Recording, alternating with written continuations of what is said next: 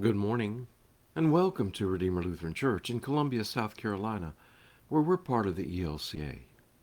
I'm Pastor Gary Lodeholt.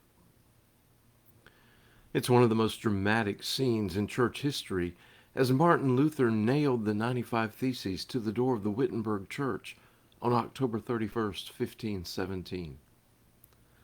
Luther was bothered by abuses he saw in the church and listed 95 statements for debate. And since everyone would be coming to church the next day for worship on All Saints' Day, they would see his theses. From there, the Reformation spread. You simply can't ignore the Reformation and its impact on our society. So as we approach the end of October, it's a good time to look at some of those who were central to the story of the Reformation. Of course, Luther has the most pivotal role in the Reformation and is quite a titanic personality in shaping what happened. However, I want us to look a little more deeply and consider some of those a bit more, shall we say, behind-the-scenes people who supported and helped the Reformation movement along. Today, we will consider Philipp Melanchthon. Melanchthon is a good place to start because in 1548 he's the one who published the story of Luther nailing those 95 Theses to the door of the church. The only thing is, at that point, he had never met Luther personally, and Luther himself never spoke about that event. So while the 95 Theses exist, the story of nailing them to the door of the church is not as certain. Melanchthon is an incredibly important figure in his own right, however. He was born Philipp Schwarzert in 1497, and his last name means Black Earth. As a youth, his great-uncle convinced him to change his last name to the equivalent meaning in Greek, which is Melanchthon. When he was 11 years old, his father and his grandfather both died within 11 days of each other, and Philip went to live with his grandmother. At the age of 12, he entered the university. He was an excellent student and studied philosophy, rhetoric, astronomy, and astrology, and became known as a scholar of Greek thought. Then he began to study theology, and it wasn't long before he was called to be a professor of Greek. In 1520, he got married and had 4 children. When Luther's ideas began to spread, Melanchthon was an early follower.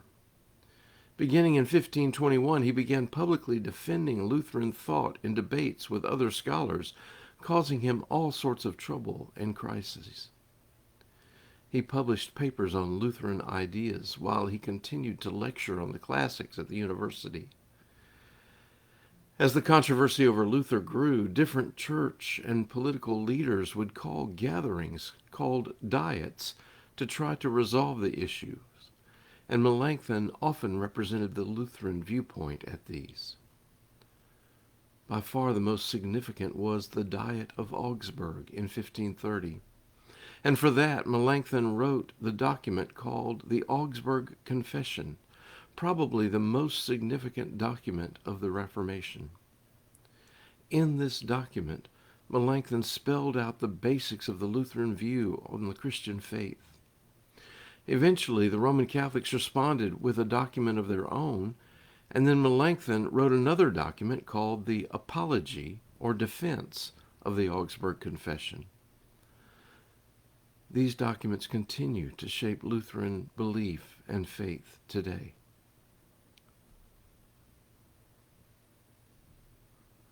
It also revealed Melanchthon's greatest contribution. Melanchthon and Luther were very different, but complemented each other well. Luther was the firebrand. Melanchthon was the theologian. It was Melanchthon who systematized Lutheran theology and put it all in order. He was also a mediator.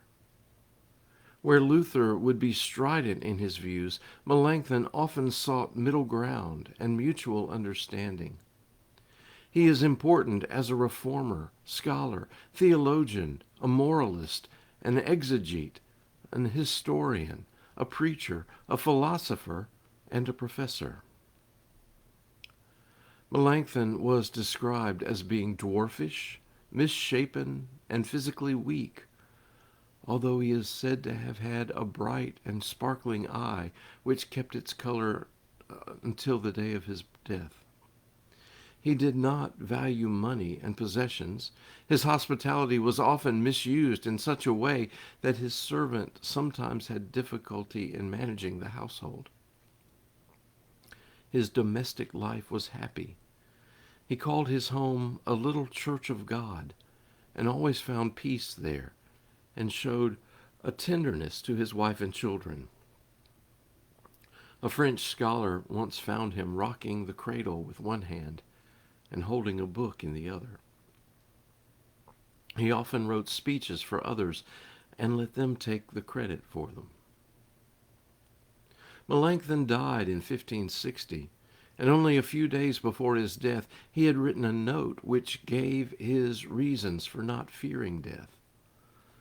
On the left-hand side of the note were the words, "You will be delivered from sins and be freed from the acrimony and fury of theologians." On the right, "You will go to the light, see God, look upon his Son, learn those wonderful mysteries which you have not been able to understand in this life." On his deathbed, his son-in-law asked him if he wanted anything, and he replied, "Nothing but heaven." Melanchthon was a Lutheran voice that continues to speak. Thanks for watching, and remember to let this day belong to God.